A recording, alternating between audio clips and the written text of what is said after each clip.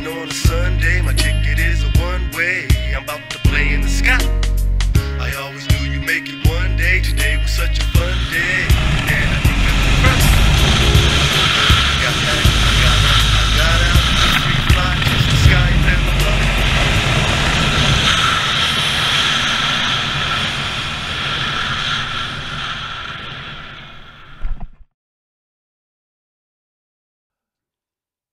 Yeah. Welcome back to WazzyCircus Radio, a show where I sit down with the most amazing people that I've met in over a decade of professional skydiving.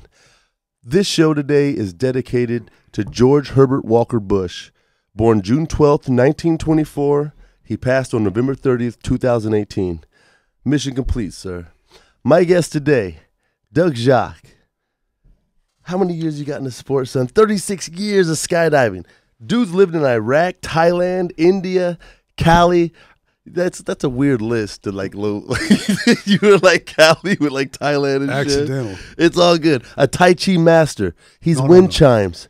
He used to counsel pregnant women. It's old skydiving.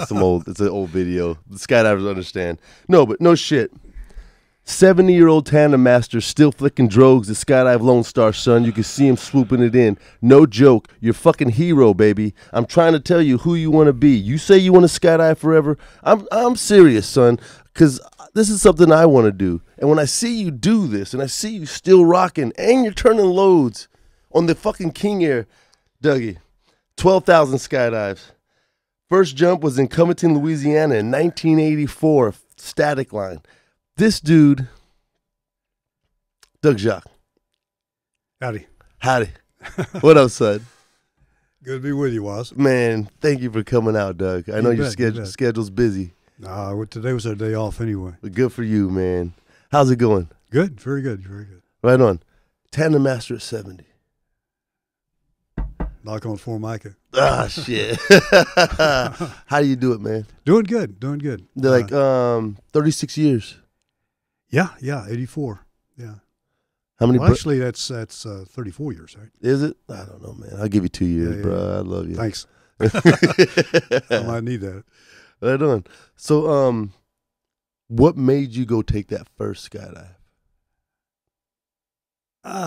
Something I'd always wanted to do, and I just was too scared to do it until then, I guess. Right. And then I was working out there in Louisiana as a pipe fitter. And what is a pipe fitter? That's kind of like a heavy industrial plumber. Okay. I'd work off of prints, and I'd build spool pieces. That's fabricated pipe, and then would hang it and prep it for the welder. Okay, so is it oil? Yeah, but you can. I worked on paper mills and refineries, mostly refineries, I guess. So industrial means large scale. Yeah, power plants. Wow. That sort of thing. All right, so that's what you were doing when you found it. Yeah. How old were you? 36. 36. Yeah. Had you ever left? Were you in Louisiana at the time? Yeah, I was out there working, and the last of my drinking days was in. I left Louisiana in broad daylight with a half-full bottle of whiskey on my bedside table.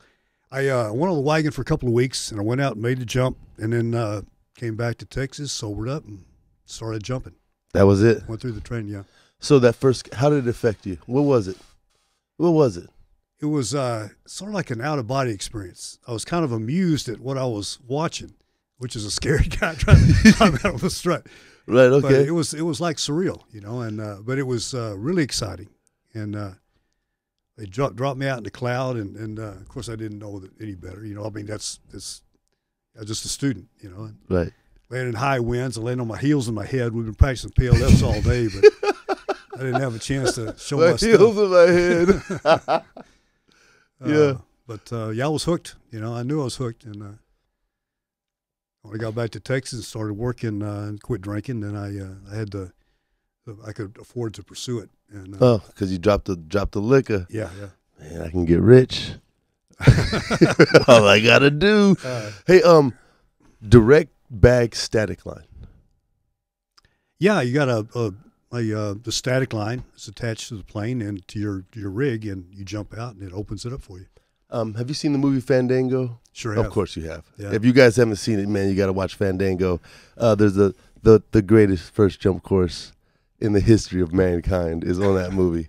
And how much different was your first jump course from that? Like, what was it? Were you at a military base? Were these old military guys? Or are these just some skydiving guys back in 84? No, just a small sport skydiving place. Maureen McGuire was my first jump instructor. All right. Remember that name after all these years. And just basically, I don't remember that much of the classroom. I remember doing PLFs. A bunch of them. Yeah, like about an hour's worth or more. Right on. That's kind of like the rite of passage, I guess. You just, get bruised up and then you go up and do it. And they were squares. You were flying what? No, it was an old, I think it was a jumbo PC maybe. Or it might Oh, have been geez, it was still It round. might have been a TNT. Oh, yeah. As a matter of fact, at Spaceland, the old Spaceland, Right. Spaceland where? Where's that at? the Houston Gulf Airport in Lee Houston City. Gulf, okay. Yeah. It was a private airport, and we had a drop zone there, and we had a Twin Otter. We used a Cessna during the week when when it's slow, and on the weekends we had enough people to support the Otter. Was it a Steve Boyd's place? No. Okay, this is a different Spaceland. Oh yeah. Okay. This like I think they closed in like '92 in the early '90s. Okay. And I met Steve Boyd up in Pepperell, Massachusetts, and I think either 97 or 98. And our Otter went down, and he brought his queener up there and kind of rescued us for the season. Nice. Hero, Mr. Boyd. Mr. Boyd, thank you, Mr. Boyd. And he was talking to me about looking for some property down around the Houston area, going to open a drop zone. And I didn't know him, and I thought, well, it sounds good, but he may be serious or maybe just talking. Like any other Yahoo. I didn't know him, right. And then the next thing I know, a year or two later, I hear that they're opening Skydive Spaceland. Oh, that's awesome. In North Sharon. So when you were at the original Spaceland, you said Otter on the weekends. Yeah. Were you still jumping rounds? Yeah. The experienced jumpers. Yeah. It was funny. That is fucking funny. I show ain't you jumping how- no fucking around. To show you how things changed, they had squares. All the experienced jumpers were using squares, but they thought it was too dangerous for a student. A square. Yeah. Yeah, because the rounds are predictable. If the WDI, which is a piece of toilet paper with a fucking tape on it, Yeah. if that says it's going to hit the drop zone, we're dropping right here.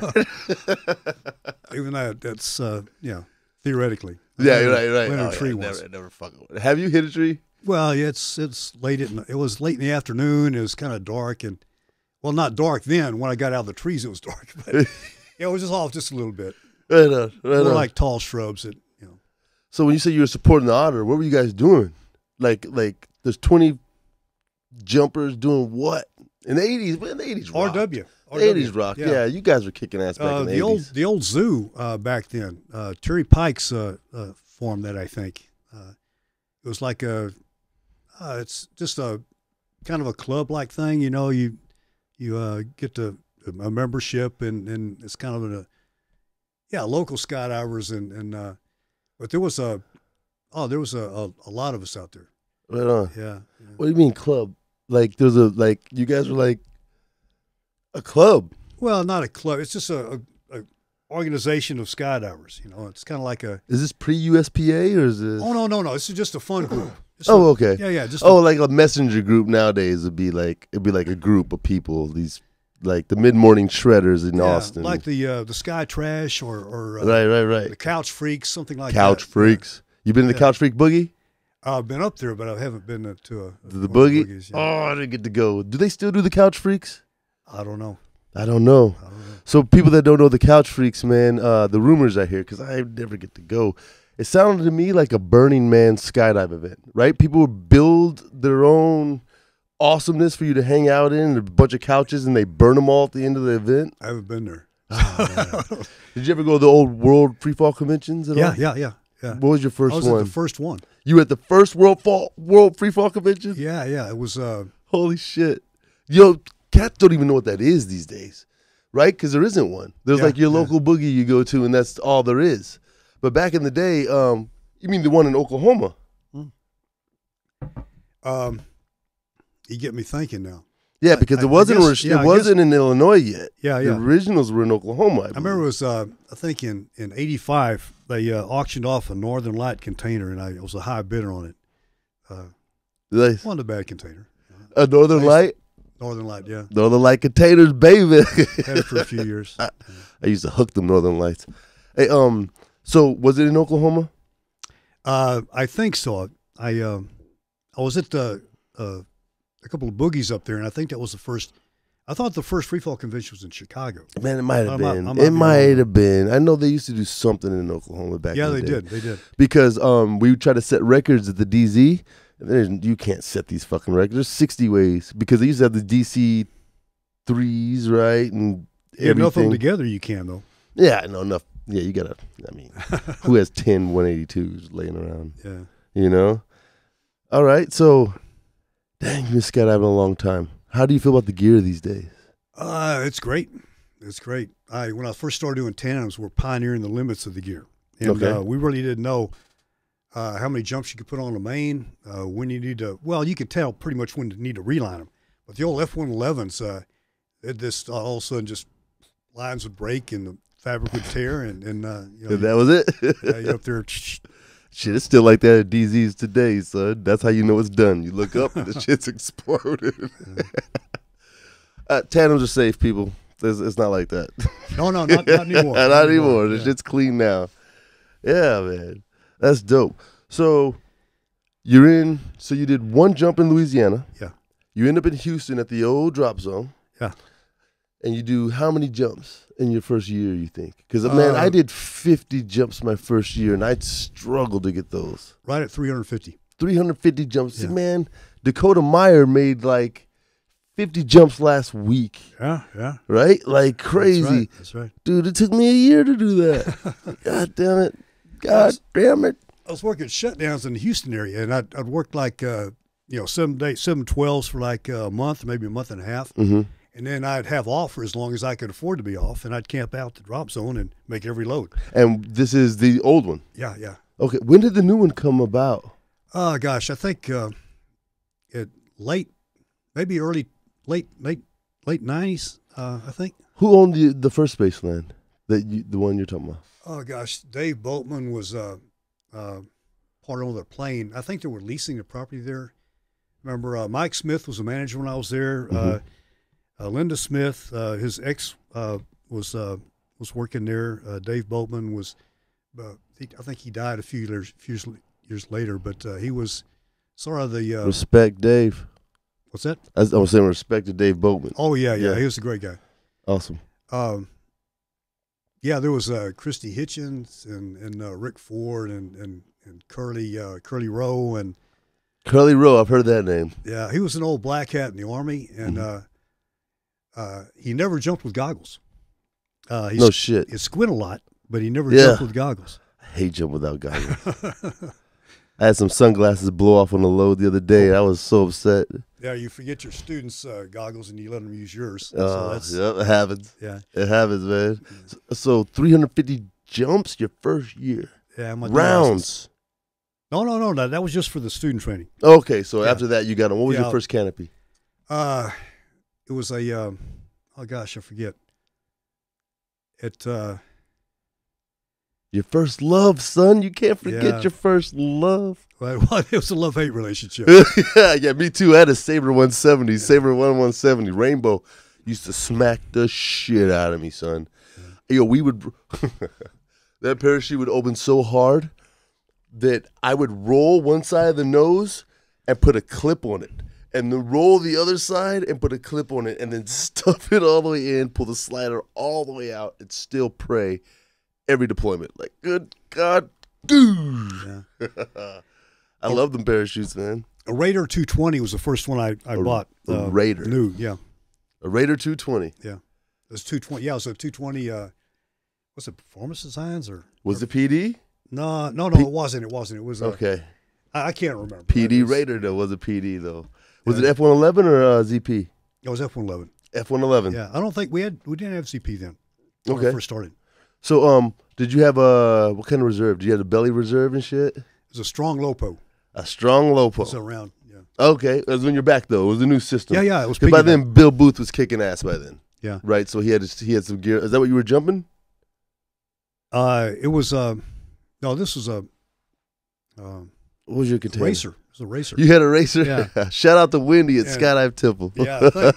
Thanks to Curly, I had R3s on it too. All right. What's an R3? It's what predated the 3 rings. Okay, it's like a cape well, only it's kind of a modified cape well. We got a little tab and a little nylon strap, and you pull it, and it unbuckles a little locking device. Okay, because before they had to rip them open. Yeah, you do this. Tink. While you're looking at your reserve rip card, pull down and grab your reserve rip card. Yeah. That's nuts. Oh, so this is... They work. But this is beautiful now. Oh, yeah. Man, remember the FXCs? Yes. Yeah. Hey, my boss told me, he goes, you ain't got to turn it on, but you got to jump with it. I was like, oh, fuck, man, it's a glass tube, dude. What am I doing? Yeah. You know what I mean? We used to put those on the mains when I was out in California because they weren't reliable. They're 1,500 feet plus or minus. Right. And that's okay with the main, but with the reserve, no. You don't want it firing 1,500 feet high and what do you mean you put it on the main? Oh, because you guys were still jumping spring-loaded. Yeah. Yes, for new jumpers, real quick, pilot chutes used to have giant springs in them. When you see old cartoons and they pull that string, that shit's real. Don't laugh. That shit's real, man. They used to pull a fucking ripcord that would, just like your reserve parachute launches off your back with a spring, you'd have the same fucking system on your main, right? And a lot of AFF, when I was doing it, had those. And like, if you tossed the ripcord, it cost you $10. The pilot chute would bounce on your head before it inflated your parachute. It was a nutty situation. Yeah, it helped to be stable. Well, it does now too, but What, the spring helps to be stable? Oh, your body position. Oh yeah, it helps to be stable. Yeah. If your head low and it's all, that's what gets you. So man, how'd you get into Tai Chi? That's a good one. I had one of my foremen.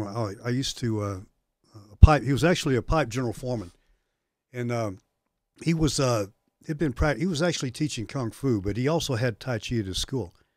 And how old were you at this time? 36. So this is skydiving. Yeah, maybe 37. What changed your life at 35? What made you step out? Like why? Because I didn't start skydiving until I was 29, right? And I explained it that I was just paying bills and drinking beer until I found my passion in life, like my slot, right? And I just went on a whim, right? But it changed me. Like what was your catalyst? Because it sounds like you were reaching out for. I wasn't looking for anything. When I quit drinking was okay. That's what it was. It was that, and then I started working as a pipe fitter. I had been, but I mean I was more reliable at that point. Right. I wasn't drinking, but it just. Went back to work, and it was like just an ordinary, dull life, and I wanted something to kind of inject a little excitement into it. And you went on a journey. You were searching. Yeah. What else did you try before you found skydiving? Because you found Tai Chi. Well, that was after skydiving. I didn't start Tai Chi till 1990. Oh, okay. Yeah. Okay, so while you were searching, did you go dirt bike racing, NASCAR driving, hunting? No, I'd had motorcycles when I was a kid, but I didn't race. I just right. But no, I just kind of a dull boy. Didn't do a whole lot. Okay. Yeah. And how did you find Chattanooga?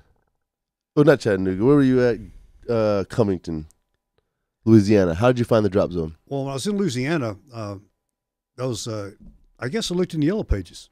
So you wanted to go skydiving. It wasn't like you just saw a sign of like, I'll do that. No, you were like, I'm going to jump. Yeah. And you said you've always wanted to do it. So when you were young, what inspired you? When I was a little kid, you go. My first cousin, John Earl Jaques, he was actually flew B-52s in the Air Force. But when he was training, when he first joined, he was about 10 years older than me. And I remember I was at my granddad's house. I'm just a little old kid, and right, 8, 9 years old, maybe younger. I'd say maybe like 7 or 5 or something. But anyway, he was jumping off my granddad's couch and rolling on the floor. A full-grown teenager, like 18, 19. He was practicing PLFs. Yeah, but 18 years old, jumping off the couch. You're like, what the hell? He was older than that, I guess, because he was getting training, and he's in the Air Force at that point. Okay. So he's a little bit older than that. 19, 20. He's still a teenager jumping off the couch doing PLFs. Yeah, yeah. And that kind of fascinated me that, you know, the fact that that's something he's practicing to do after he jumps out of an airplane. Yeah. So, yeah, I that kind of fascinated me and I guess planted the seed. Okay. Did you ever see him skydive? When was your first skydive? No, he never did. He ended up flying for Braniff, and then toward the end of his career, he was flying. Oh gosh, I can't remember the airline, but I think it was overseas. He was training pilots, and he would fly dignitaries, including Dalai Lama once, and wow, President of China, I think. Right on. But he was ready to get out that plane if he had to. You have to know how to, in the Air Force anyway, you know. Right. Yeah. Right on. And then so one day you were like, I'm doing it. Yeah, I just kind of incubated in my head for a long time. And it took some time to, I remember I talked a friend of mine into jumping, and that was like maybe 4 years before I did. And I got a job, and I had to leave town. I was in Austin at the time. And he went ahead and went out there and jumped, but I wasn't there. So. And he said he'd never do it again. It scared the hell out of him. And you still went. Yeah, well, this was a few years later that I went. Yeah, but you missed your shot, kind of like, oh, I should have went that day. So yeah, you had to do it. You had to do it, and you were hooked. Once I did, yeah. So back in the day, there wasn't a time limit on your AFF instructor rating. No, there's no time in the sport requirement. Right. So you got your how many jumps to get it? Well, you could get your D license after 200, but you had to have 4 hours of free fall time. Okay. Instead of 6 as it is now. Okay. So all I had to do was I made the 350, and I never in a year. Yeah, I didn't consider doing it or becoming an instructor. It just kind of happened. As I was eligible to get a rating, I get the rating. Right. Because they need you at the drop zone for staff, right? I don't know if they needed me, but you know, I just wanted to didn't want to pass anything. I wanted to make sure I was got what I could and just in case, right later on. But at any rate, I got 350 jumps. I got my D license, and I remember that there was the first. I think there was a in West Virginia that bridge day. Yeah. Well, I was working a shutdown. Base. I wasn't sure what day I'd get laid off. I knew it was probably within a week or so. So when you say shut down, a factory shuts down and you guys do the maintenance on all the pipes. Yeah. The benefit, the good thing for us is that you go in there, they're losing production when they're not running. So they try to get it back online as quick as possible. Right. So get in, get out. Work 84 hours a week, some days a week, 12 hours a day, and get it back online. Right. So you're making a lot of overtime, and in that 1 month, 6 week period, you're flush. Right. And then I'd go back, like I said, camp out the drop zone, make a reload. And I could, fortunately, back then I was in the shutdown clique, and when I needed to get back to work, I'd just make a phone call. And usually within a couple of weeks, I'd have another job. Awesome. So it worked really good, especially for my skydiving career. Yeah, right. So you're out there, and you said, what about the bridge? Well, I had a choice. If I got laid off on Friday, I was going to go bridge day because they had a little pack-in seminar. They had a little training seminar the night before. You got base jumps, Dougie? 13. Yeah, fuck yeah, 13. God damn it, that's badass. Okay, go ahead. At any rate, I knew there's an AFF certification course on Saturday, but I thought if I got laid off Thursday or Friday, then I'll go to bridge day. I got laid off Friday evening, and I thought, well, I won't get there in time for the little the preamble stuff, and I asked Curly if he thought I should go for the AFF course, and he said, yeah, sure, go for it. There was 22 of us in there. Oh, 21. 21 AFF candidates? Yeah. How many made it? I think maybe a little more than half. And what year was this? And some guys had to drop out, though. But right. What year was that, you think? 85. So it was still rough back then, right? Wasn't it like fucking gladiator school? Because I've heard stories about getting your rating. It was tough. Remarkably similar to what it is now, but they had a different scoring system. But yeah, it wasn't easy. But I think there were periods after that it was even worse. And people would go and no one would pass. No one would, right? Very few. I heard it got really tight for some years, so I went in terrified. You know what I mean? And it was one of the toughest things I've ever done. It's intense. It's intense. And I remember deploying the instructor and tracking away knowing I fucking kicked ass and was like, hell yes, I did it. It felt like graduating college. Oh. You know what I mean? It felt, No, it I was didn't graduate college, so I don't Well, it know. was monumental. It was monumental. Yeah, it was yeah. something you worked really hard for and Oh, yeah. intensely for. Yeah. You know? And I hope people still respect it. AFFI is mad respect, man. You're lifesavers. Back then, there was AFF Jumpmaster and AFFI. There were two categories. What is that? What were the difference? The only difference was the instructor, you couldn't teach a first jump course without being supervised by an eye.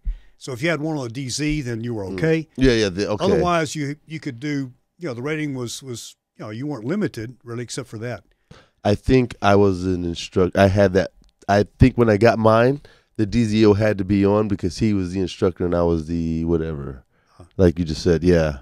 Yeah, because Jack was like, you can't teach the course unless I'm here. And I was like, oh, I got my rating. He's like, nah, your rating doesn't cover it unless I'm here. Well, that may be just to kind of ease you into it. Till you feel more till they feel more comfortable with you taking teaching. Because I think in '92 is when they came up. Early '90s they came up with the just the one rating. Okay, so maybe he was just being a dick. Right on. So back to Tai Chi. You've been jumping for 6 years at that point. 5 years. Yeah. And then was it somebody you met at the drop zone? Because hold on, 5 years in, you probably had 700 skydives. Yeah. I had I think more than that. I bet. But a friend of mine, my roommate actually, I was renting a condo.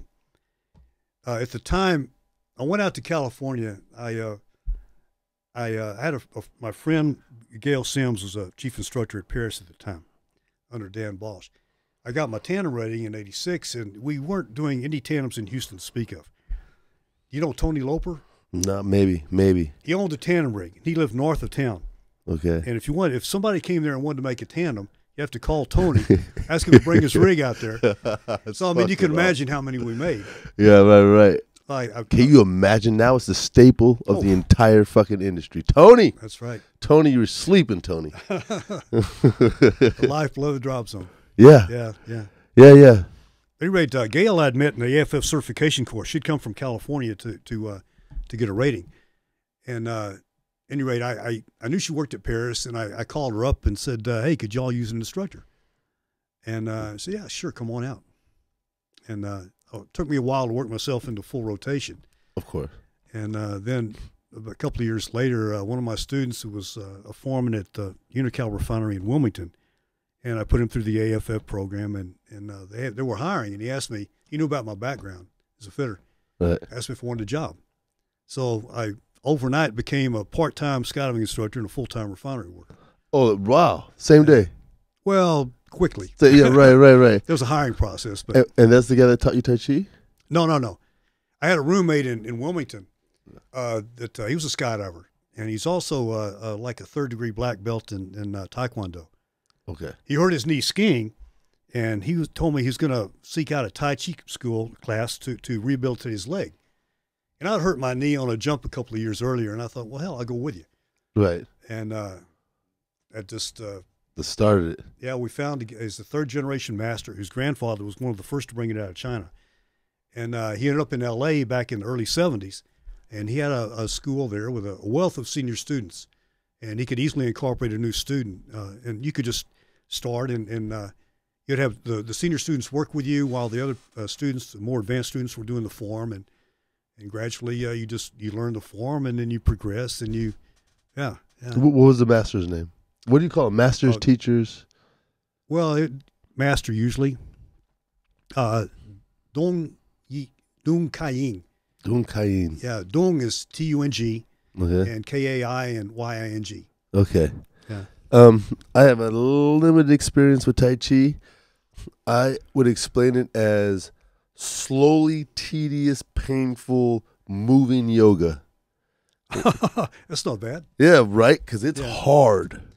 It is. It's slow, and it's hard to stand and keep your balance and do the right thing and then move the next, whatever it's called, is really tough. My arms are tired. My legs are tired. Is that about right? Yeah, it's deceptively taxing. It doesn't look as hard as it is. Right. But when you try it, you realize that. But it's great for you. It's good for you're easing into the postures. You're not stressing your joints. You're relaxing into the position. So you're not like Taekwondo or something that's pretty aggressive and you're kicking hard and all that. This is you gain a lot of strength doing Tai Chi practice, but you don't really threaten the stability of your joints. It's easier for you, but it's great. You learn economy of movement. You don't waste energy. You learn how to get the weight out of your shoulders and down in your tian in your center of your body where it belongs. And it's especially I don't if it weren't for Tai Chi, I don't think I'd still be jumping. Okay. It really helped me a lot. My knee, I strengthened it and was, I'd done conventional therapy and I got to where I could do the whole stack with my quad sets, but I was stiff, and the Tai Chi I was able to get the strength and to relax and had more flexibility. Right on. And what did you call your abdominal area? The Tantien. Tantien. Yeah. So you believe in chakras? I don't know anything about that. So what does the Tantien mean? It's just the center of your body where your center of gravity should be. Okay, very good. Most Westerners are like this, Whether Tantien is up top? Or, No. It's they're carrying too much, using too much energy, carrying too much in their shoulder, upper body. Okay. We need to relax and get your energy back where it belongs. Which is in your hips? Well, in your lower abdomen. Lower abdomen. Yeah. How do you do that? Practice Tai Chi. that? No, gradually you when you practice, if you do it right, too, especially with a good instructor, you tend to gravitate toward the more natural and economical way of moving. Okay. It can take years to learn to relax your shoulders, for instance. You think you are, but it's like looking at something that a picture looks really clear to you, and somebody removes the veil. You realize, whoa, I can see it now, and then they take another veil away. You don't realize you're not there, but you just keep progressing and getting closer to where you should be.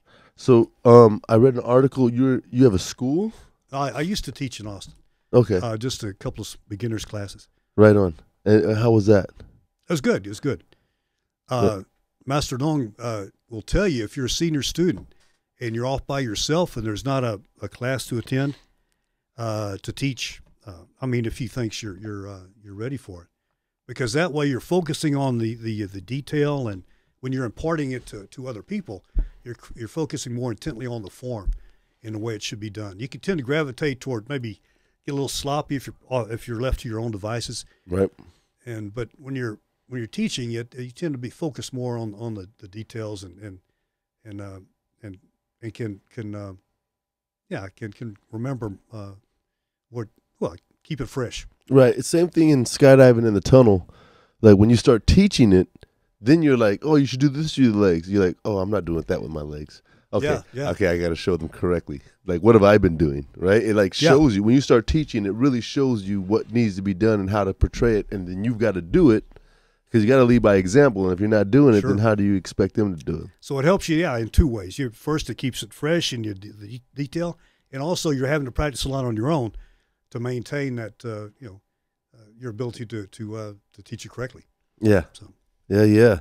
So how often do you practice Tai Chi? Is it daily or is it? I try to do something every day, but I used to be I used to do it every day, but for years. But I still focus on it quite a bit, and I don't always get to practice, but actually when just moving around and doing things, you're incorporating the principles of it anyway. Okay. So once daily, you get to it becomes point, right. Yeah. It becomes part of you. Yeah. Wow, man.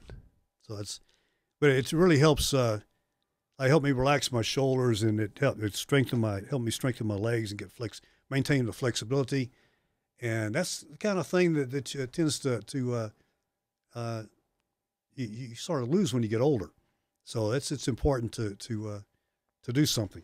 Right, and stay like flexible. That. Yeah, because my legs are still strong. I mean, my right knee's pretty arthritic, but it works. Right on. I wear a knee brace, but it's still serviceable. And you're still doing tandems. I enjoy it. You love it, don't you? Yeah, and it's I miss it, man. Did you do tandems too? I got 2,200, not many. Oh, that's quite a few. Well, over a couple of years. I miss it. When I started the tunnel 6 years ago, I was doing, throwing drogues on the weekend at San Marcos. Mm-hmm. and Skydive Lexington or whoever paid me. Temple, Mark's hired me a couple times, and working at the tunnel. Man, it was beating me up. It was beating me up.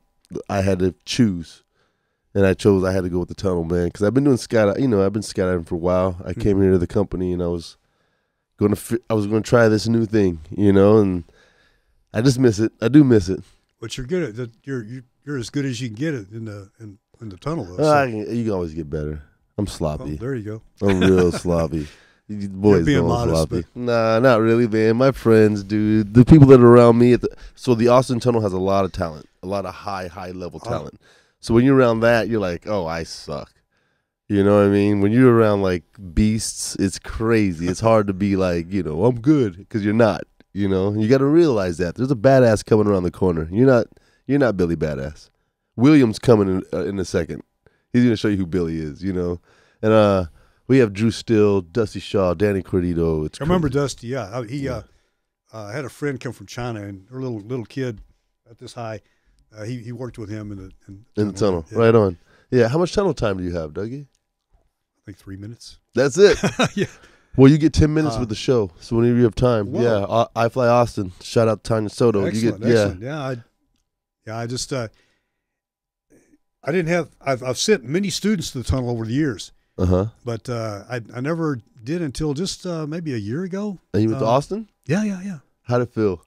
Oh, it's great. It's a humble machine, ain't it? Oh, it is. It is. Especially getting in and out. I felt pretty awkward. Yeah. Yeah. Yeah, that's the way it is, man. But you can get used to it. Yeah, man. But it's great. It's great. Remember, I was out at Paris. I had this. He was an older guy, like 50, and he was a crane operator at the refinery, and he's having trouble like on level 4. He couldn't hold a heading, and he just he's stiff and scared and of course. Everybody is. Back then, I think the one in Tennessee was the only tunnel. It's like in the late 80s. Pigeon Forge.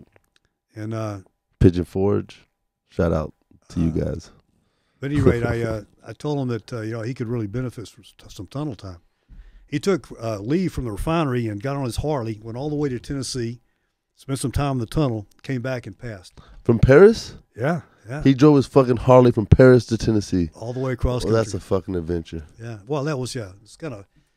He wanted to go to the tunnel. He wanted to learn That's to skydive. hero. But he also, was a pretty avid, bike rider too. So, Mr. Jacques, right?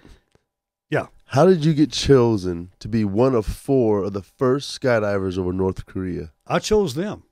I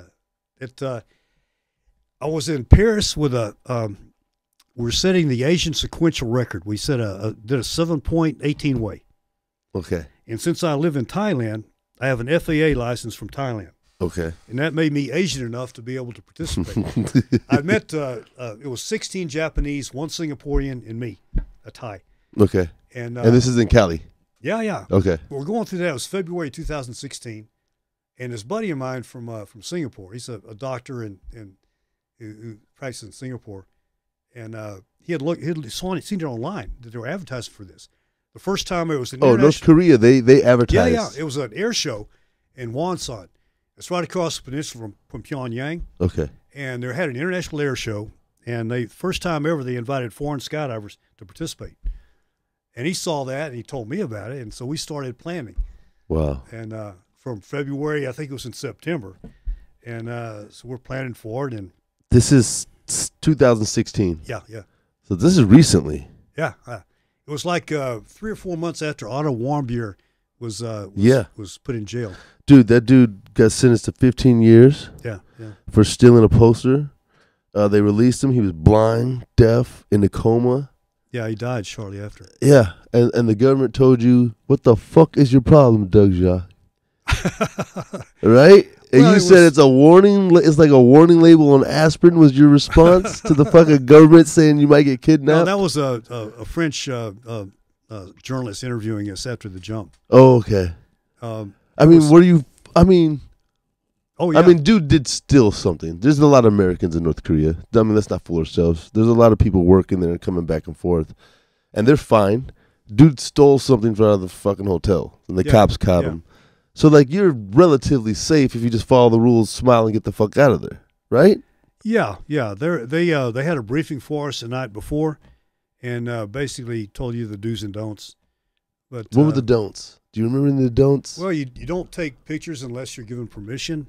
You don't steal signs off of. No, you just basically. That's not funny, man. I'm sorry, guys. No, That's not funny. I don't mean to. No, you speak. know. I just laughed because I was like, "Fuck, man." But yeah, okay. Well, basically, just be a good guest. Yeah, you don't be a human being, man. Yeah, don't talk politics.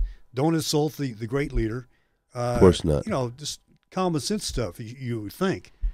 Well, no, not here because you're allowed to say whatever you want about our president, right? And you do that shit over there. It's lights out. Yeah. How's that for respect? So, yeah, just basically, like I said, just be respectful of them and their. Don't speak ill of the ruler and all that stuff. And it was a funny one too. It was like you could take pictures if you got permission of the statue of the great leader, but you could not. It had to be the whole statue, not just the head or the feet or the middle. You had to take the whole statue, the whole picture. But, and they would look at it and see if you got it. Actually, they did check our files one time. Initially, they weren't going to let us use our GoPros, our cameras. And then they thought about it, and right before our jump, the guy that was putting it together, the North Korean guy who was hosting it, he came up and told us that, look, I know you guys have come a long way. I want you to enjoy. This is have the most fun possible. He said, I'm going to let you use your cameras, but we're going to have to check all your files when you land. Mm. So we did. We went up there, and I guess they thought maybe we could be filming something sensitive. This is a coastal location. Maybe there's. I think they might have had some nuclear stuff up there too. At any rate, I guess they weren't sure if we might be taking pictures of something that they didn't want us to. Right, so, especially from the aerial. Think about it. You're flying in, like you're getting that bird's eye view that every satellite we got can get without even. But at any rate, once we got down, we went wait in the coffee shop for a couple hours, and they looked over all our SD cards, and I don't think there was one file missing. And after that, I think we made 5 practice jumps, and then we made one jump the day of the air show on Sunday. Okay, was when we jumped. And they didn't say anything more about the cameras or checked our files after that. So I guess they were, convinced that we were harmless. So you obviously go into South Korea, and then how'd you get across? I've never been there. So you flew straight in from where? We went to Beijing. Okay, from Beijing to straight into where? What city? Pyongyang. Pyongyang. Yeah. How was it, man? Was it like stark? Yeah, it was. They rushed us through security. We didn't really get a stamp on our passport. You get a visa before you go. You have to deal with a state-approved travel agency, and we got hooked up with this. They're actually partners in organizing the air show called JUCHE, Juche, and they've done a lot of work. Still have a lot of tours in North Korea. So you send them your documents. You get in touch with them. You send them your documents. Fill out your application, and they arrange for everything. For the visa and everything you need. So Juche met you at the airport and come on this way. Yeah, we stayed overnight, and then we got a what do you call it, a pass where you don't leave the airport or. Oh, you stayed overnight like in the airport? 3 day. Yeah. Well, not in the airport. No, I mean in Beijing. Oh, okay. It's like a travel visa for China. If you fly into a certain airport, you get like a 3-day visa for if you're traveling. Mm-hmm. And we got one of those, and then we had the evening that we arrived, we had a dinner, and the representative from the travel agency and a North Korean met us there, and just gave us a briefing, and told us, like I said, the do's and don'ts. And so then when you get into North Korea, you step off the plane. What's the architecture like? What does it feel like? Well, the airport is kind of normal. It was a little ordinary, by our standards. Now, the airport in Wonsan was brand new. I think we're the first guests to arrive.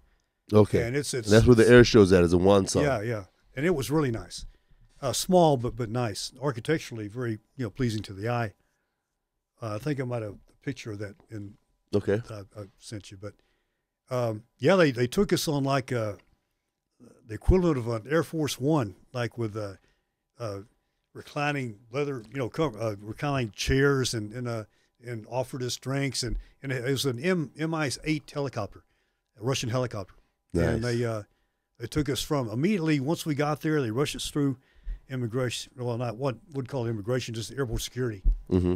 And then they put us in the helicopter, and we went to Wonsan, about an hour away. Wow. And then that's where we stayed. So you didn't see much of Korea? No, not a lot. We didn't spend any time in Pyongyang, but in Wonsan, we're there for like 4 days.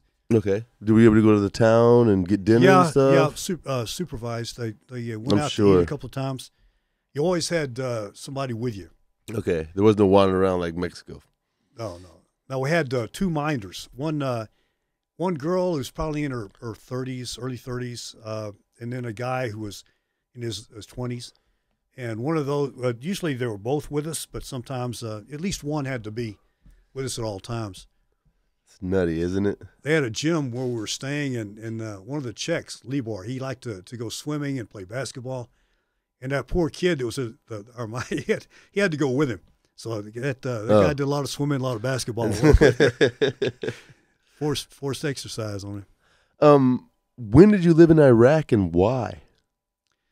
I got a job with KBR, and I'd worked for Brown and Root for years as a pipe fitter. Okay. And I was in Austin at the time, and I was caring for my parents. They're in their final years. I moved back home to take care of them, help take care of them. And when they passed away, my mother in 2004, my dad in 2003, I needed an income, and I was going to go back to work as a pipe fitter, but the jobs were there was nobody's hiring.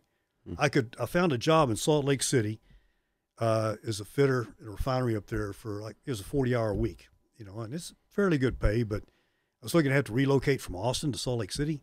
Right. And I'd heard about the KBR in Iraq and the jobs that they had, and I went online, started applying for them, and I finally got noticed and got a job offer and went over there. What was that like, dude? Oh, it was a trip. It's a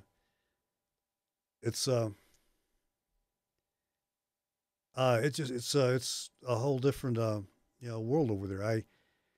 I wasn't really. It's kind of a thing where I would get an adrenaline rush clicking on the job selection on online, and first I got a job offer as a pipe fitter in Afghanistan, but I got turned down for an interim secret clearance.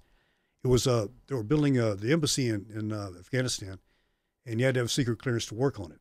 Well, normally they'll give you an interim clearance and allow you to go to work. But I got flagged for some reason. I didn't get the interim clearance, so that was a deal breaker.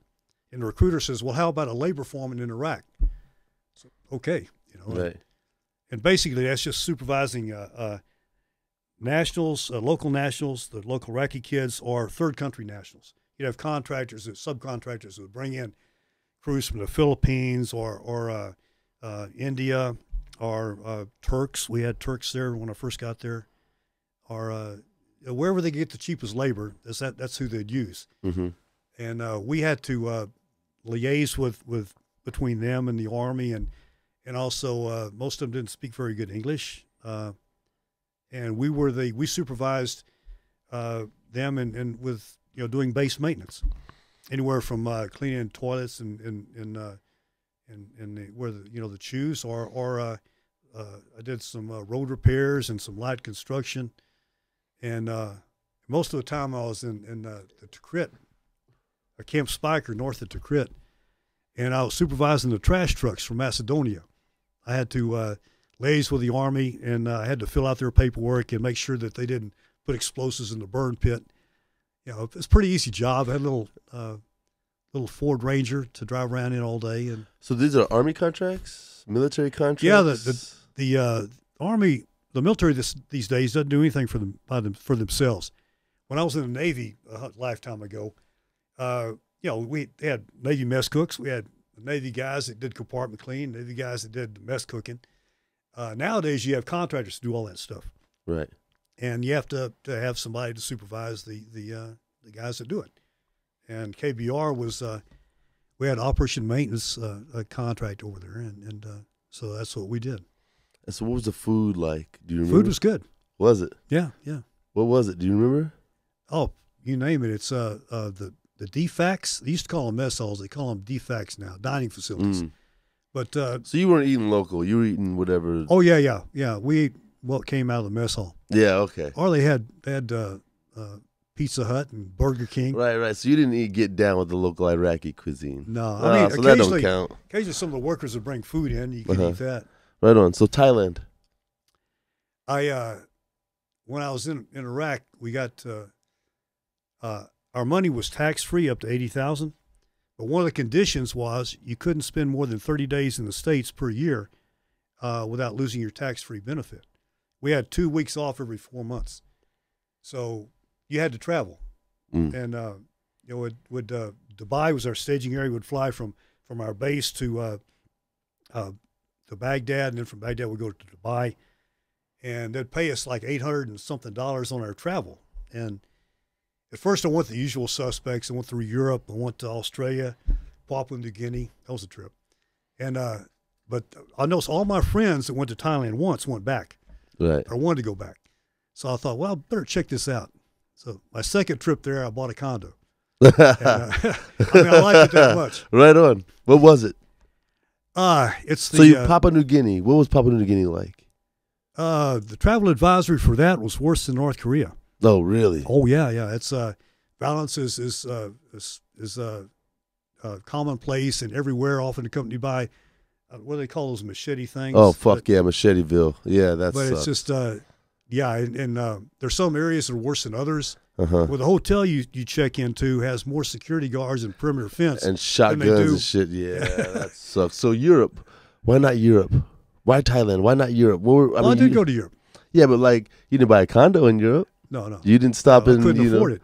Oh, okay, right on. But Thailand was like go. I like the culture. Maybe it's the Buddhism, but it's called the land of the smiles, land of smiles, and the people are friendly. It's a really laid back culture. The weather, especially if you grew up in South Central Texas, is not a problem. Mm-hmm. And the infrastructure is pretty good. Okay. And the healthcare is better there than here, I think. Okay. So Thailand, land of smiles. And you can live well for less money. Are you going back? Oh yeah. Do you still have your condo? Yeah, sure do. We're coming with you. When you going? I was gonna go early this month, but I think I might wait till my birthday now. No, seriously, you do go back and forth. Oh, you got a place out there, Dougie. When I first left Iraq in 2010, December 2009, actually, I was living there, and I'd come here maybe 2 or 3 times, well, maybe twice a year for a couple of weeks. I was working in the drop zone not too far from where I lived. In Thailand? Yeah. Thai Sky Adventures. Thai Sky. I got a Thai Sky shirt, son. Yeah, shout out to Jeff Gowie. He'll be on the show next week. He brought me back a Thai Sky shirt. He said he fucking loved it. Yeah. You worked out there. That's badass. From 2010 to 2014. Very cool. But they closed it down and had to relocate, so they were down for about a year and a half that time I was there. So what'd you do? There was a small drop zone up in northeast Thailand called Bird's Paradise, up by Udon Thani.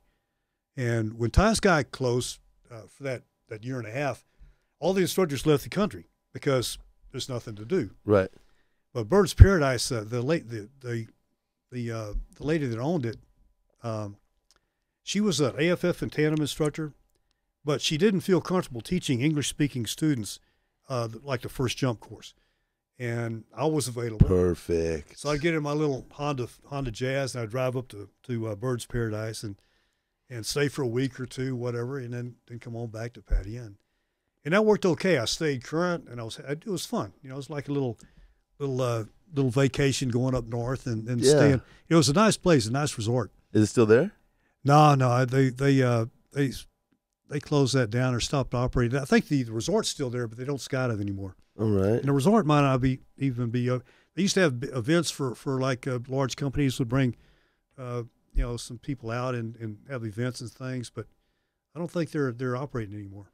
Man, so what's your favorite food that you miss from Thailand? When you get back, the first meal is going to be Burger King. Oh, come on, No. Doug. Come on, you're killing me. No, I son. like Thai food, but I have to admit that most of what I eat over there is Oh more like no, Western cuisine. you're killing me, Doug. You're killing me. You like the culture, but you don't eat the food, man. So what is the cuisine? What do Well, they a eat? lot of fish and rice and good fresh fruit and vegetables and stuff. Do you fish while you're there? Do you walk the beach? What do you do while you're out there? No, I just hang out, go to matinee movies. No, I live right on the beach, so I hang out there, and just act like I'm semi-retired, which is kind of what I am. So. Right on, man. So India. I took a job there. At the time, it was the only skydiving school in India. And Oh my God, what was that like? We had a little 172. It took 30 minutes to get up to like 7.5. And that's what I'd exit with. I've done it, man. Oklahoma's not much different sometimes, but yeah. But it was interesting. I wouldn't go back. If you grew up in a Western culture, it's really just too different. The food, the culture. How are the students? Enthusiastic. Students are Very great. cool. Students are great. Right on. But you said the food was crazy different. Well, you don't have any meat, and if you try it, it's hard to get protein. They want to feed me like pancakes for breakfast, and I insist on I have to have eggs. I have to have some protein. Right. And so they made an extra effort. One of the cooks would not cook anything, but she wouldn't cook chicken. Wouldn't cook meat. Right. It's against. Yeah. I could find chicken, and I found a restaurant that had some meat. Just not beef, of course, but chicken. Oh yeah. And No way. Yeah. Yo, it's got to be harder to find a steak in India. Oh, you can. Yeah. Jesus, right? But anyway, just and then when I never even thought of that, when man. you're not working, it's transportation is terrible. The driving is worse there than anywhere I've been. In Thailand, it's a little bit chaotic, it seems. Mm-hmm. But in India, it's that plus. It's 1 billion people. It's 1,300,000,000 people. And I mean, And the U.S., we have 300 million people in the United States. There's 1,300,000,000 it's a people. function of crowding, of course. Yeah. Holy shit. But just and when I was off, there was nothing to do. It was hard to I rented a motorbike. The guy that I took over from I assumed his motorbike rental, and every time I got on, it was a near-death experience. I'd get run off the road. Big trucks would pass you in your lane, and they don't care if you're there. They're bigger than you. It's Holy shit. Well, the couple of guys I worked with got run over knocked off the road by a truck, and the cop's standing right there. He's blowing his whistle. That truck keeps on going, and those guys go to the hospital, get patched up. And Damn it.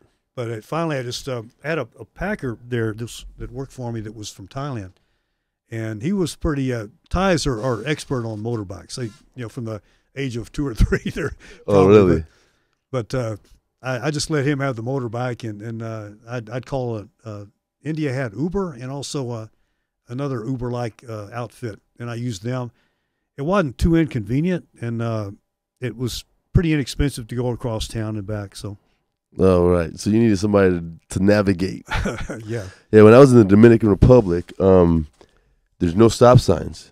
You pull up, and everybody makes eye contact at the intersection, and you go with a glance. Like, it's chaos also. There's no lanes. Nobody cares about lanes. There's lines on the road, but that's just paint somebody wasted. Guidelines. Yeah, that nobody uses. It's not even an outline. Right on. And how did you end up at Cali?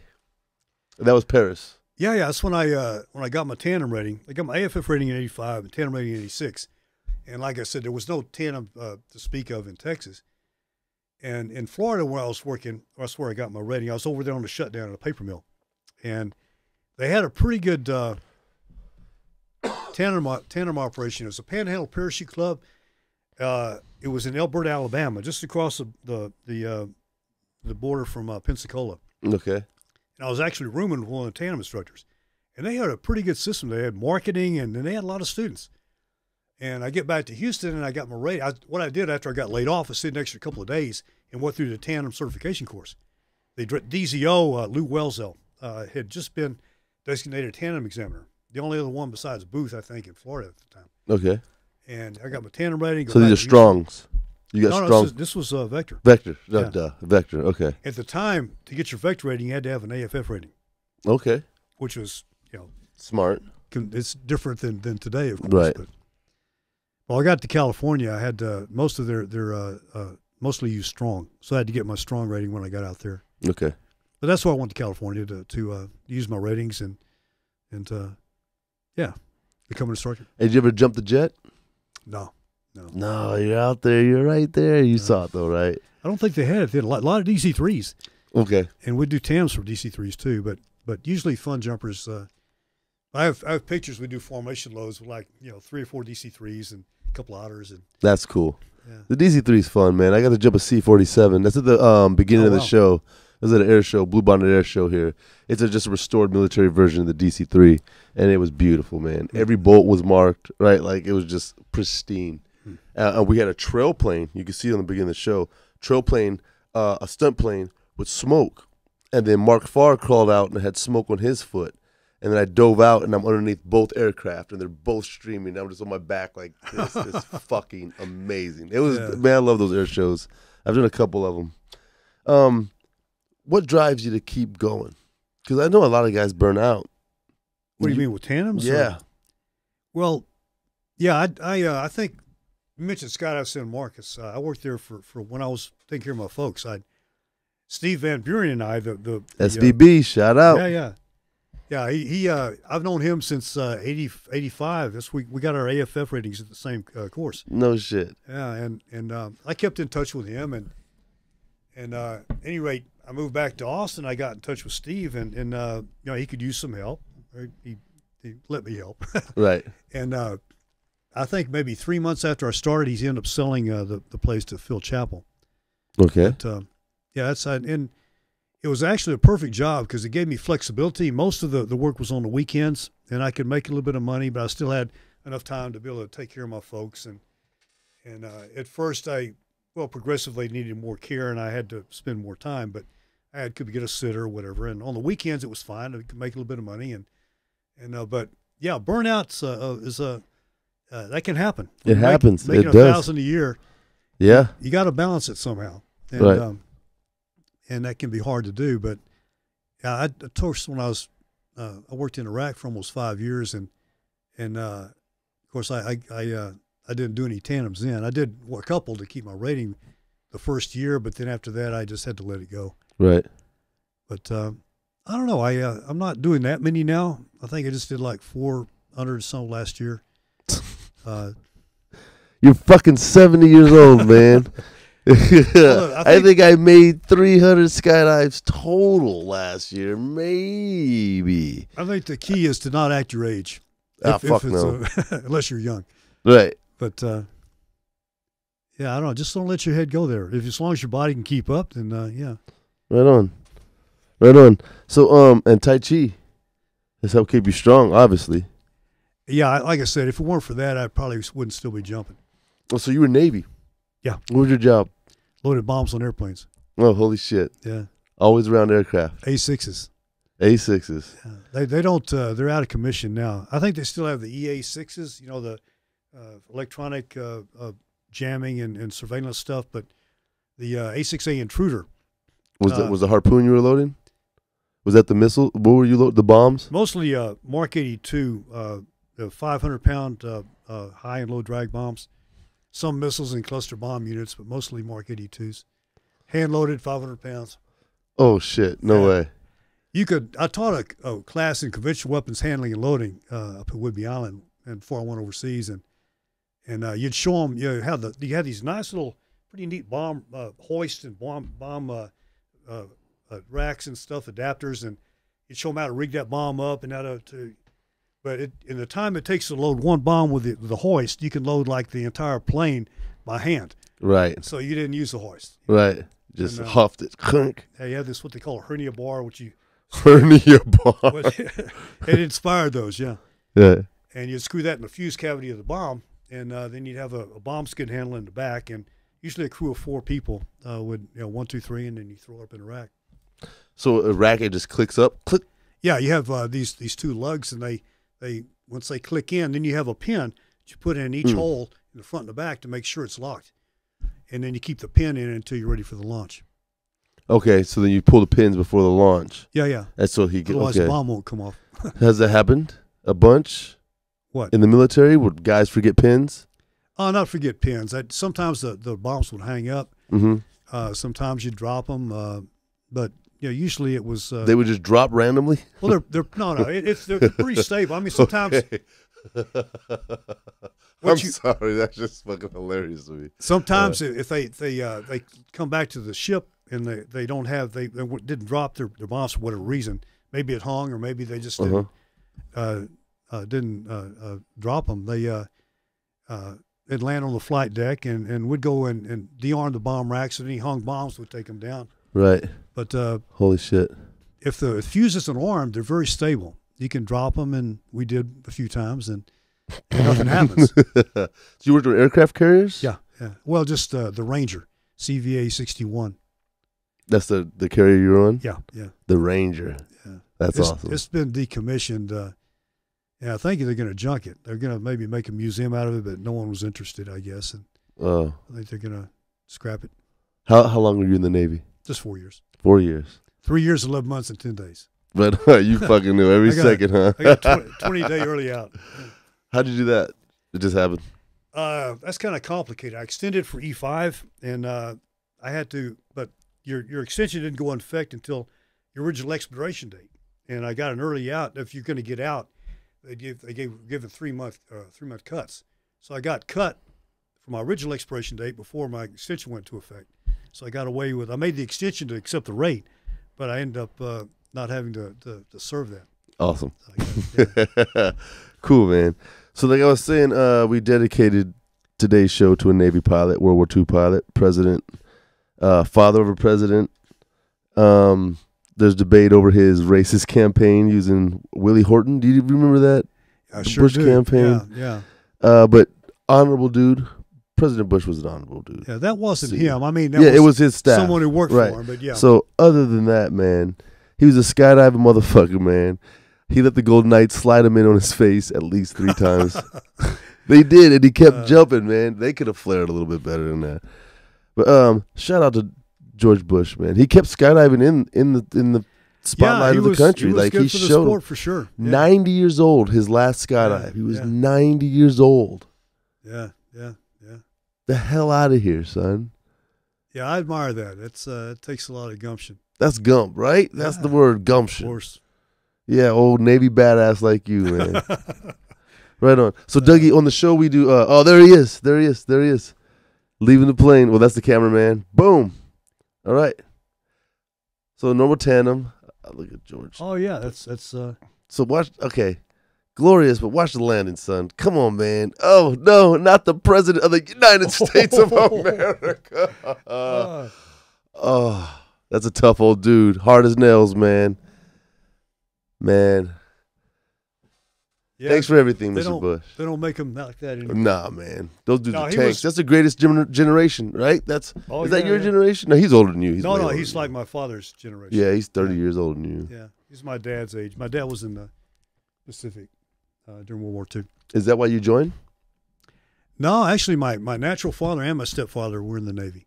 Okay, so yeah, you're a Navy boy. Yeah, it just back when I got out of high school, the draft was hot and heavy, and if you got drafted, you didn't have a choice about what you did.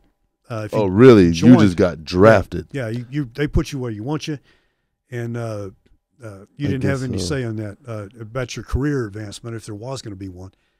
But if you joined, you had some options. You could maybe pick a school. You could select where you wanted to be stationed initially, maybe. Did you test in when they drafted you, or would they just take your school records? How'd that work? No, you had a system where you take a number, draw a number, and then if it was a low number, then you're probably going to get called. If it was a high number, then maybe you wouldn't.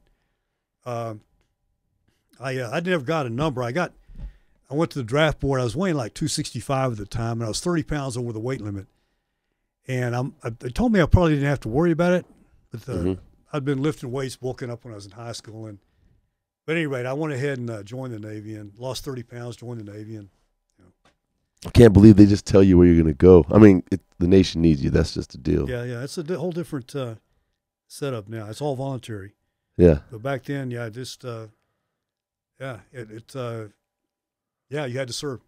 Yeah. Or unless there was some kind of extraordinary circumstance like bone spurs. Yeah. Yeah, man. It's a completely different world back in the day. Yeah. Okay, quick Navy question. Do you guys put salt in your coffee? Is that real? No. That's not real? Not intentionally. I mean, if you make your coffee with salt water, you have salt in your coffee. But it wasn't like a Navy thing, like Navy put salt in their coffee. No. Ah, that's some bullshit I heard. God damn it. All right, Friday Freakout, son. You know about Friday Freakouts? You join the team, jointheteam.com. Shout out to my boy, Andrew Revis. So these are malfunction videos that people live. Everybody lives. But like, well, that's good. Yeah, watch this. I don't know what it is. It's always a surprise. Here we go. All right, 182. It's a tandem video. The cameraman's on the strut, hanging low. Tandem's crawling out. 1 foot's out, arms crossed. So they're exiting forward. Student puts their foot out. Instructor puts their foot out. The student won't let go of the door. Okay, arms crossed, leaning out. Ready, set, go. Shitty exit. Oh, shit. He didn't put the fucking tops on. He didn't connect his uppers, son. What the fuck? Do you see that? I saw that, yeah. Jesus, man. Where your gear check? I mean, God damn it, you got to have a system. That's unacceptable. That's right. That's unacceptable. It's doesn't look like, it's hard to understand that, but most of us have a routine. Yeah. Oh, and Jesus Christ, what would you do if you felt that? If you let yourself get distracted, then something like that could happen. But on a 182, it's 30 minutes up. You get hooked up 8 minutes before the door opens. I understand you're turning loads, man. I understand. I'm nobody to judge, but you got to fucking have your system. That seems extraordinarily. That's your system, son. If you don't have your system, you ain't got shit in the sky. Oh, I'm not. It's definitely screwed up. Right, but I mean, beyond the screw up, like if you don't go through your set routine, you're gonna skip something. It's like a checklist. Yeah. When I learned AFF, they had to walk around with a checklist, and I've always used that ever since. Your checklist, top to bottom. When I was at Paris, there was a couple of guys that had actually forgot to hook up the uppers, and I remember Jim Wallace at his school at Elsinore. Didn't happen with him, but he instituted we have a policy where we had little cards that were hanging on the student's harness, and we had the student read out that card to us. Wow, like a Texas sides, hook up the uppers, Well, you know what? It took that to get to where I was trained, to where it was not even, of course it was a progression. What can I say? Fuck yeah, he didn't hook up the uppers. It was probably new. It was an old video. I mean, God damn it, you trained though. That's negligent. Yeah, of course. I mean, but it's a different time. I understand the cards, and maybe the cards what led. I got my rating in Skydive Chicago, and it was like, dude, you explain to the student. Instead of them asking you, you explain to the student. I've got your top right, top left, bottom right, bottom left. Yeah. We're connected. Like it was right. So we just read it to them. It probably came from that system. 100% came from that system. Can we watch that again, please? Yeah, I don't like the cards, and so it doesn't really inspire confidence in the student. Not at all. If you got to have them right. checklist to you. So in that, I think the ideal was good, but something had to happen. Yeah. And if guys were making mistakes like that, then you need a fucking cue card, son. You know what I mean? Like, holy shit. But they say each hook is strong enough to carry their weight. Yeah, the 2,500 pounds on the sides and 5,000 on the uppers. Yeah, so if one's connected. Yeah, as long as you don't fall out of the harness. All right, let's watch this. Oh, and as a cameraman, what do you do? Oh, shit. All right, and that's old school. Look, they both have frap hats on. Yeah. I probably jumped that plane, son. Look, the fucking tandem instructor doesn't have his goggles on. Did you see that shit? His fucking goggles are off. What are you doing, son? Where is this? That's old school. Who cares what it is? All right. Boom. What, he just dumps? Oh, that's a joke. Okay. So my question, does he try to reconnect him in free fall? He has to. I think you could do it pre-drogue, maybe. Look, is he connected now? Yeah, he hooked that shit. Look at the drogue delay. I think he probably did it while he was tumbling without the drogue out. Oh, wow. Because with the drogue out, I don't think it'd be much more difficult. You think so? You don't think it'd push if you? Oh, fuck. I don't know. If you held the student to you and dumped the drogue, the relative wind would maybe push them to you in your normal position, but you might be. You're right, man. They're going to be. You're going to be fixed. There's not much room to move with the drogue out. Look. So he's fighting and connecting now. Like you could be tumbling upside down. And just like pull him. Yeah, that was a drogue delay. Yeah. Because look, boom, 3, 4, they're together. Unless he's clicking now and I can't see. Cameraman's like, is he okay? I've heard of that happening before, where the instructor was able to reattach him or to attach him before the drogue was tossed. Pretty scary scenario, though. Tandem skydives are safe, guys. The instructors today are fucking immaculately better than that. Wow. Yeah, I haven't heard of that happening in forever. A long time. Yeah. Last thing I saw was that lady falling out of her harness at Lodi. Yeah. That was also fucking complacency, man. Complacency leads to that shit. He didn't tighten her leg straps, or it was just a big girl and you tighten them and they're not tight enough. I don't know what happened with that. Well, you could see in the door before the exit. Yeah, they were loose she as just, fuck. Yeah, moving all over the place. That's. I would scream the entire time. Oh my God, lady, I'm sorry. It's just amazing she didn't fall out. I mean, she was there. She was there. He landed. Yeah. That's fucked, man. That's fucked. That takes my breath away, man. Yeah, that's kind of a scary thing to contemplate. So, Doug Jacques. Yes, sir. What are you doing for the future, man? Bouncing back and forth to Thailand, throwing drugs. Going to Egypt in February. All right, what are you doing in Egypt? Jump like a pharaoh. At least that's the name of the event. Are you going over the pyramids? Yeah. What the fuck, Doug? It's only 3 jumps, but it doesn't matter. You're Dude, there for 5 days. On my locker at iFly, I have a picture of the last one. And they built a little 4-way over the fucking pyramid of Giza. I obsess about that. Yeah. You get to go do it. You got to come back on the show when you get back and show me sure. video and pictures. And then in March, there's a big boogie in Laos, which I was there in 2010, and it was great. We had a Russian helicopter. I think the same thing this time, too. And, it's wonderful. I thought it was going to be some like little backwater affair because it's a small country and Right. But it was one of the best boogies I've ever been to. Nice. If not the best. In Laos. Yeah. In Vientiane. It was actually the Vientiane's 450th birthday is the capital of Laos. And it wasn't coincidental to it, but it was part of the celebration of the birthday of Vientiane being the capital for 450 years. Wow. Or Siroy Hasip, as they say in Thai. Siroy Hasip. Hasip, yeah. So then what, you just go there, then you just go to your house because you're already there? Well, Laos is real close. I might even drive up there. That's dope. It's not too much further than Udon Thani, and I used to drive that quite a few times. Have you done Jump for a Pharaoh before? Jump the Egypt trip. Have you done Jump Like a Pharaoh before? No. That was last year. I think it was the first year. How'd you get invited to that? Well, once again, I invited myself. I signed up. Well, fucking invite me. Okay. Hey, come along. Right on. Actually, I was a little bit late, a day or two late, putting my asking, they'd already taken the application offline, but I got hold of the guy, and we got mutual friends on Facebook, and it was nice enough to accommodate me, and so I want to go next year. I really do. I had some friends that like this girl from Finland. She had signed up for it, and I see on Facebook, right, people who are going. Yeah, so I finally got in touch, and I want to go, Dougie. Share it with me. Come on along. Yeah. I'll bring pictures back anyway. Oh, that's dope. And then you're going to Laos and then just chilling out. And then in late March, probably come back here and work out at Lone Star. Yeah. And then there's SOS and JOS in Paris in April. But you're not a Joe. Yeah. You're not 80, isn't it 80? No, JOS. Oh, JOS, Jumpers Over 70. Yeah. That's pretty rad. How many Pops jumps did you get? God, you got the whole gamut. Did you join Pops or did you wait till you were? Well, you have to be a member of Pops to be a member of SOS and JOS. Okay. But I haven't been involved in the Pops. The last Pops record was the Texas State Pops record in, I think, 2000. Oh, wow. I was on that one.